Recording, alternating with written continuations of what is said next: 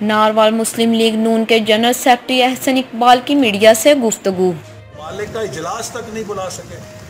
19 مئی کو جو OIC کا اجلاس تھا اس میں ہم کشمیر کے اوپر اور بھارت کے خلاف قرارداد پیش کرنے میں ناکام رہے ہیں۔ ہماری خارجہ پالیسی کہاں ہے؟ کسی شعبے میں کوئی پالیسی نہیں ہے، نہ خارجہ پالیسی ہے، نہ کشمیر پالیسی ہے، نہ معاشی پالیسی ہے، نہ زرعی پالیسی ہے، نہ برآمدات کی پالیسی ہے، نہ سرمایہ کاری کی پالیسی ہے، نہ روزگار دینے کی پالیسی ہے۔ ایک پالیسی ہے کہ اپوزیشن کو کیسے اندر کرنا ہے۔ ہر چیز کا علاج نیب ہے۔ نیب گردی کے ساتھ اس ملک کو نہیں چلایا جا سکتا۔ ہم لوگ بولتے رہیں گے، جھوٹے مقدمے قائم ہوں، گرفتار کیا جائے، لیکن ہم حق اور سچ بولنے سے پیچھے نہیں ہٹیں گے۔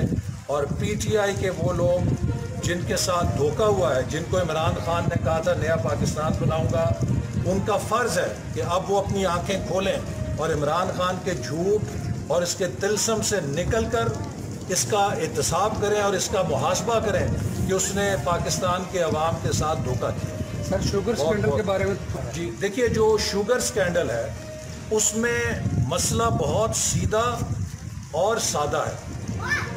مسلم لیگ نون کے 5 سالوں میں چینی کی قیمت 50-52 روپے فی کلو رہی۔ اگر مسلم لیگ نون نے کوئی کرپشن کی ہوتی تو اس کی سزا عام آدمی کو ملتی، چینی کی قیمت میں اضافہ ہوتا۔ ہمارے 5 سالوں میں چینی کی قیمت مستحکم رہی، جبکہ PTI کی حکومت میں چینی کی قیمت 85 سے 90 روپے ہوئی فی کلو۔ ہم یہ پوچھ رہے ہیں کہ یہ بتاؤ کہ 85-90 روپے چینی کی قیمت بڑھا کے کس نے منافع کمایا اور منافع کمانے میں کس نے مدد کی؟